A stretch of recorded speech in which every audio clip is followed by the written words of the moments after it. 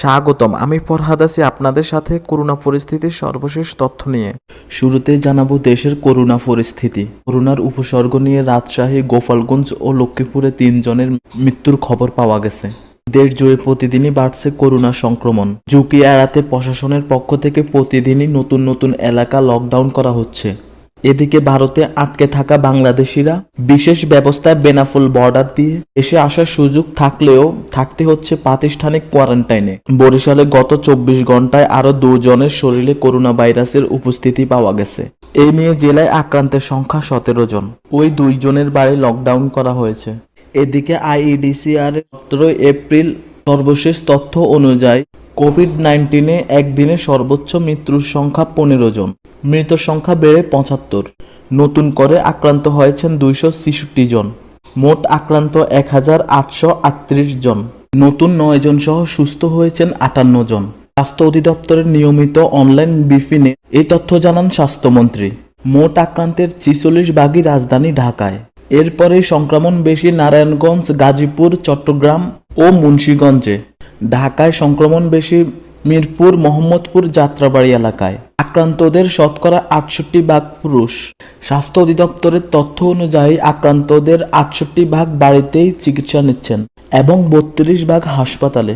সবাইকে স্বাস্থ্য বিধি মেনে ঘরে থাকার পরামর্শ স্বাস্থ্য অধিদপ্তরের। লকডাউন না মানলে মৃত্যু ঝুঁকি বাড়বে। করোনার হাসপাতাল প্রস্তুতির কাজ চলছে বলে জানান স্বাস্থ্যমন্ত্রী।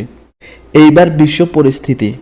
বিশ্বজুড়ে কোভিডে আক্রান্ত, মৃত্যু ও আক্রান্তের সংখ্যা দীর্ঘ হচ্ছে প্রতিদিন। মৃতের সংখ্যা ছাড়িয়েছে 1.5 লাখ এবং আক্রান্ত 22 লাখেরও বেশি। করোনা আক্রান্ত দেশ ও অঞ্চলের সংখ্যা 2 শতাধিক। এ পর্যন্ত মারা গেছেন 1,54,311 জন। আক্রান্ত হয়েছেন 22,51,815 জন। সুস্থ হয়ে বাড়ি ফিরেছেন 5,74,386 জন। গত 24 ঘন্টায় বেড়েছে আক্রান্ত ও মৃতের সংখ্যা। গত 24 ঘন্টায় আক্রান্ত হয়েছেন 86,496 জন। মারা গেছেন 8,672 জন। যুক্তরাষ্ট্রে মোট আক্রান্তের সংখ্যা ছাড়িয়েছে 7 লাখ। দেশটিতে মোট আক্রান্ত 7,10,272 জন। মারা গেছেন 37,175 জন।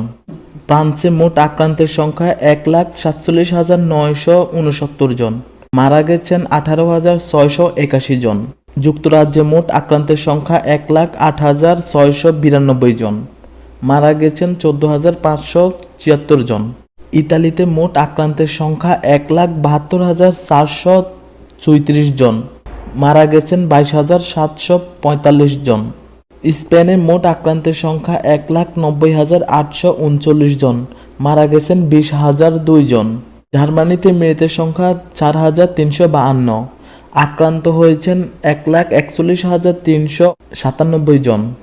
ইরানে মৃতের সংখ্যা 4,958 জন। আর আক্রান্ত হয়েছেন 79,494 জন। কানাডায় মারা গেছেন 1,310 জন। আর আক্রান্তের সংখ্যা বেড়ে হয়েছে 31,927 জন। নেদারল্যান্ডে আক্রান্তের সংখ্যা 30,449 জন। আর মৃত্যু হয়েছে 3,459 জন। তুরস্কে আক্রান্তের সংখ্যা বেড়ে হয়েছে 74,546 জন। আর মৃত্যুবরণ করেছেন 1,769 জন। বেলজিয়ামে বাড়ছে আক্রান্তের সংখ্যা। আক্রান্তের সংখ্যা বেড়ে হয়েছে 36,138 জন। 5,163 জন। প্রতিবেশী দেশ ভারতে আক্রান্ত হয়েছেন 14,352 জন। আর প্রাণ হারিয়েছেন 486 জন। 24 ঘন্টায় বেড়েছে করোনায় আক্রান্ত ও মৃতের সংখ্যা। বিশ্বে নতুন করে করোনায় আক্রান্তের সংখ্যা 86,000-এর বেশি। একদিনেই প্রাণ হারিয়েছেন 8,000-এর বেশি মানুষ।